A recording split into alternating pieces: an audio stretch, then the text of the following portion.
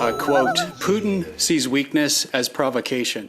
A question for you, Dr. Hubert. Do our adversaries see Canada as weak? That's super easy to answer, of course. I mean, consider broken, Canada's broken, and Canada's broken because we're stupid. Okay? Canada's broken because we're stupid. I emphasize that your struggle is our struggle. These are Muslim values. These are Canadian values. At the outset of who's responsible for these horrors. Putin has caused this terrible tragedy that has claimed in the war lives of millions. How many kids did you molest with Jeffrey Epstein? More than just elbows. God damn it, that's not news! What about us? I think it is extraordinary that Mark Carney has become the Prime Minister of Canada. He did a terrible job in Britain. Look inside yourself, Rosemary. Oh, yeah. Mr. Zimmer, welcome to the committee. You have 5 minutes. Thank you, Mr. Chair. And a question for Madeleine. Thanks for coming. I was recently at Finland at some Arctic parliamentarian meetings, and Finland has a term for readiness. It's called valmis, right? But it's more than just a term. It's a culture. Because of their proximity or their border, 1,300-kilometer border with Russia. In terms of Canada being able to defend itself against our adversaries, especially with Russia and China building up in the Arctic, are we in Canada ready? Well, first of all, I'd like to remind that Canada actually has the largest border adjacent to Russia. Fair. That's fair.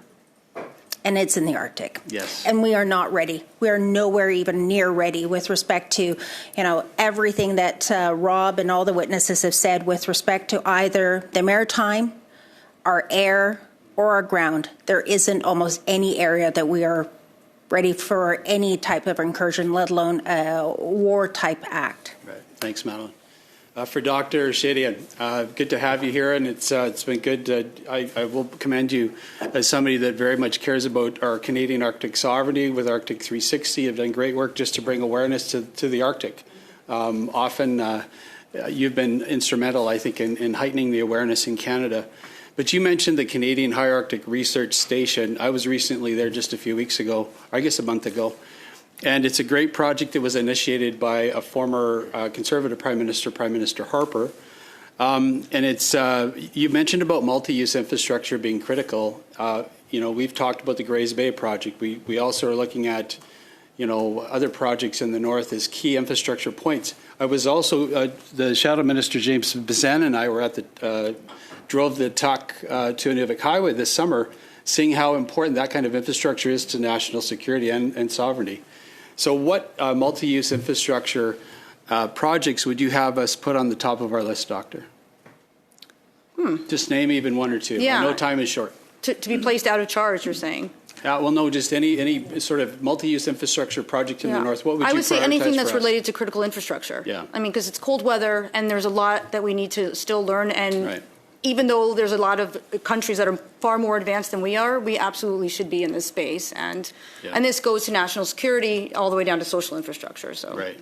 I think it's instrumental too. It's one thing to talk about planes in the air and boats in the water, but if you can't have highway access to certain areas in the north, that's severely limiting. And ports and just the interconnectivity. We talk a lot about we're going to put a port, maybe one port. But it's the interoperability, because soon we're going to have autonomous ships, and and road is going to be autonomous vehicles, and so everything is going to be interoperable, and we're not even thinking in that headspace when it comes to the Arctic. It's like maybe we'll get a concrete slab and call it a port. Right? So. And even those are delayed. So my next question is for Dr. Hubert. We were up in Inuvik again with James Bazan this summer at the forward operating location.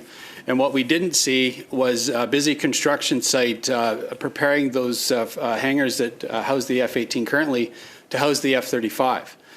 F-35 capability is not only necessary for our own fleet, as you know, Doctor, but for our southern NORAD allies and also our NATO allies as well that operate the F-35. Currently, we can't even land our air refueling tankers in Inuvik as the runway extension won't be ready until late 2027 and even maybe later, and it's at least $80 million over budget currently. A colleague from the European Parliament said at our meeting in Finland quote, Putin sees weakness as provocation. A question for you, Dr. Hubert. Do our adversaries see Canada as weak? Super easy to answer, of course. I mean, consider this fact going through the element of Russian development of its Arctic security capabilities. Throughout the period of the post-Cold War, Russia's GDP roughly is in the ballpark of Canada's GDP. We get to the conversation of, look at the agony, and this committee dealt with it. I remember listening to the testimony from the former owner of the hangar up in Inuvik, and remember how we couldn't figure that out until the Japanese or the Chinese threatened to buy that hangar, and the Americans put pressure on us. We think in terms of what's happening in Nanisivik, and then compare and contrast to Russia. Now, how you count it, it varies, but there are about 22 Arctic bases that the Russians either built, revised, or extended. Now, again, the GDPs are hard to have any formal comparison, but we're not that far off in the ballpark. Remember, we were all part of the G8 at one point because we had similar economies. And so we come back to the fact that the Russians look at what they have and what they're capable of providing. They look at us and say, oh, look at Canada sitting on relatively similar resources and has done absolutely nothing and refuses to think about this issue. That's the critical point. We don't see anybody talking of the strategic rather than the technical or the in the weeds, as one of your colleagues put it. And so again, look at Russia in terms of what it did to Georgia, what it did to Ukraine in 2014, and I want to just hammer that point again. And so, well, what are they doing? And again, they've always acted whenever NATO has refused to take either Georgia or Ukraine in. So it's if they see a weak point, they will act. We know that. That's obvious to everybody. Did you hear it, Mr. Zimmer? Time is up. As a European, I am a European, actually. Oh, you are? Yeah, Irish citizen. Yeah, so there you welcome. go. Welcome. Speaking as a European. WTF. Here, here. How many kids did you molest with Jeffrey Epstein? More than just elbows.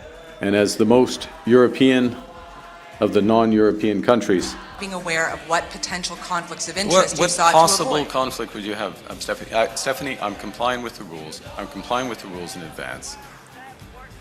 Come on, Fiona. These are Muslim values. These are Canadian values. Hi, everyone.